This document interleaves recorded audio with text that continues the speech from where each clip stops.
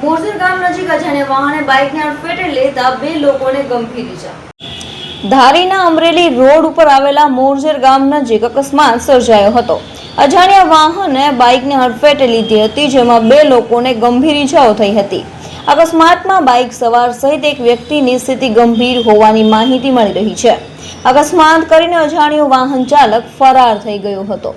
અકસ્માતમાં ઈજાગ્રસ્તોને તાત્કાલિક 108 મારફતે ચલાલા સિવિલ હોસ્પિટલ ખાતે સારવાર અર્થે ખસેડાયા હતા।